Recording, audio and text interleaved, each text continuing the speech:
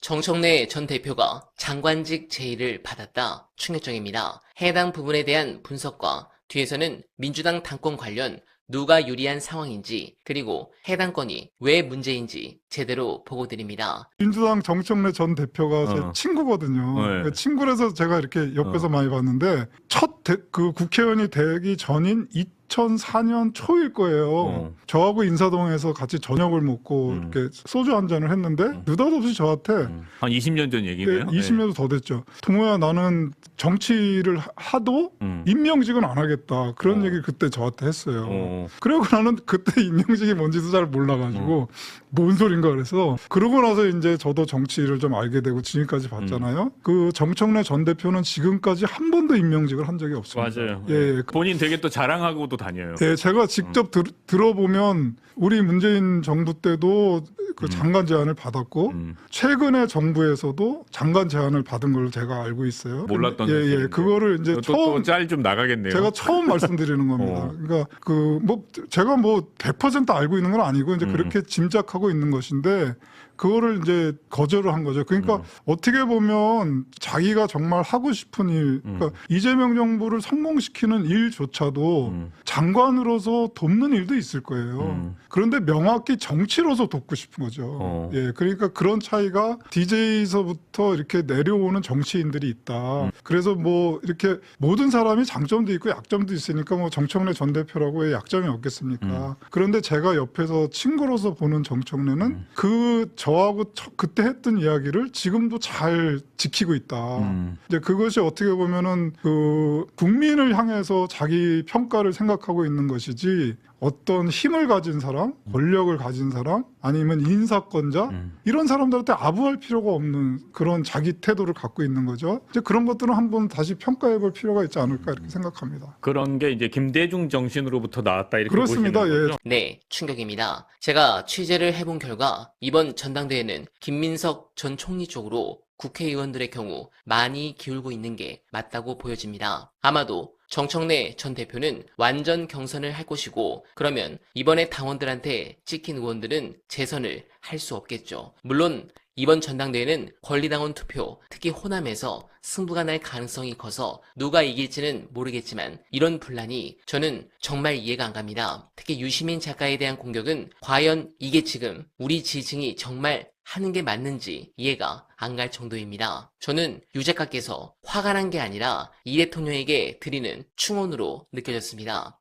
사실 민주당에서 정치 세력을 잡기 위해서는 친노 코어를 잡아야 합니다. 왜냐면 풍비박산났던 민주당이 지금의 강력한 제1당이 되기까지 구심력이 되었던 건 노무현 전 대통령 서거로 인한 트라우마로 똘똘 뭉친 이른바 코어 지지층이 있었기 때문입니다. 당시 20대 초반이었던 저 말고 그때 20대 후반 또는 30대였던 분들 말입니다. 지금은 4050 세대라고 할 수 있겠습니다. 이 코어 지지층은 노무현 대통령이 정권을 빼앗기고 친노, 패족 취급을 받으면서 삭히던 울분이 노통의 서거로 폭발하면서 생겨났습니다. 연이은 패배는 물론 심지어 같은 진영의 공격 속에서도 무너지지 않았던 분들이죠. 현재 대한민국의 특정 정치 세력을 지지하는 모든 지지층들 중에서 제 생각에는 뇌가 우동사리 같은 이직, 태극기 부대보다 더 확실하게 뭉치는 가장 강력한 집단이라고 생각합니다. 즉 민주당의 성공은 이 지지층을 구심점으로 외연을 확장하면서 이뤄진 역사입니다.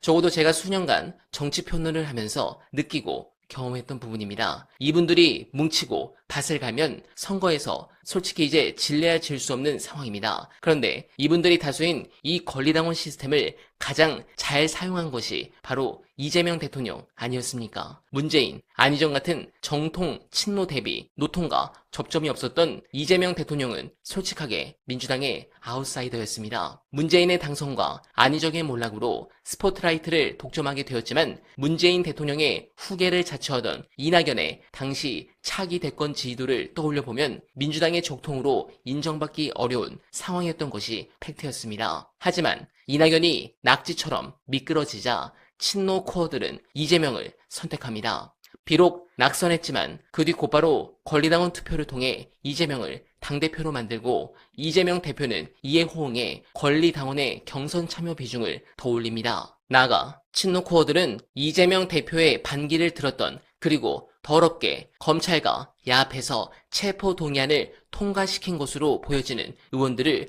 모조리 공천해서 날려버리고 정권교체를 위해 친명들로 민주당을 재편했습니다. 문재인 당대표가 그러했듯 이재명 당대표도 이 코어 지지층의 선택을 받아 당권을 잡고 민주당을 친명 인사들로 개편할 수 있었던 겁니다. 즉 핵심은 그 코어 지지층이 개파를 추종하는 지지층이었다면 이재명 대통령은 대선 주자가 아니라 당대표 근처에도 못 갔을 겁니다. 아이러니하게도 유 작가 말대로 코어 지지자들은 가치를 중시하는 A그룹이고 이재명이라는 인물이 그 가치에 부합하는 인물이었기 때문에 친문이라는 살아있는 권력의 후계자들을 쳐낼 수 있었던 겁니다. 김어준 총수와 유시민 작가는 이 코어 지지층을 조종하는 마쿠 세력이 아니라 무당 유튜버가 아니라 반명 세력이 아니라 우리 같은 코어 지지층을 가장 잘 이해하는 겁니다. 맞으시죠? 공감하셨다면 언알바 정기 후원도 한번 부탁드리고 요즘 많이 힘듭니다.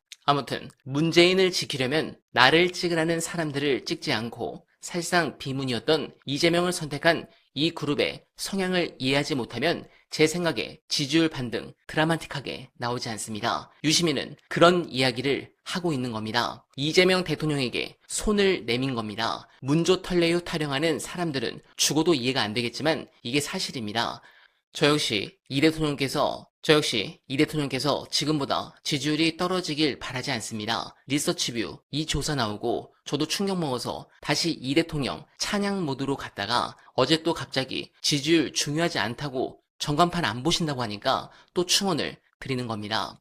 저는 이재명 대통령이 했던 말 중에서 정치는 정치인이 하는 것 같아도 사실은 국민이 하는 것이라는 말을 가장 좋아합니다. 이미 대통령은 이 문제의 해결 방법을 알고 있을 겁니다. 저는 우리 이 대통령께서 진심으로 훌륭한 리더라고 생각합니다. 특히 대통령의 자리에서 사적 이익을 챙기는 사람이 아니라 국민의 더 나은 삶을 위해 불철주야 노력하시는 점에 깊은 감사의 마음을 갖고 있는 것도 사실입니다. 또한 실용적 가치를 추구하며 이를 정치의 영역에서 실천해내는 능력은 이 대통령을 따라갈 사람이 없다고 생각합니다. 다만 역사의 흐름을 읽고 각 시기마다 마땅히 할 일이 무엇인지에 대한 거시적 통찰은 여전히 유시민 작가의 조언이 저는 옳았다는 확신을 지울 수 없습니다. 여러분들은 어떻게 생각하십니까? 공감하셨다면 소중한 언알바 후원 부탁드립니다. 댓글에 고정된 언알바 정기 후원과 민주진영 동지가 운영하는 여름두릅 많은 사랑 부탁드리며 언알바는 오늘도 최선을 다하겠습니다. 여러분 고맙습니다.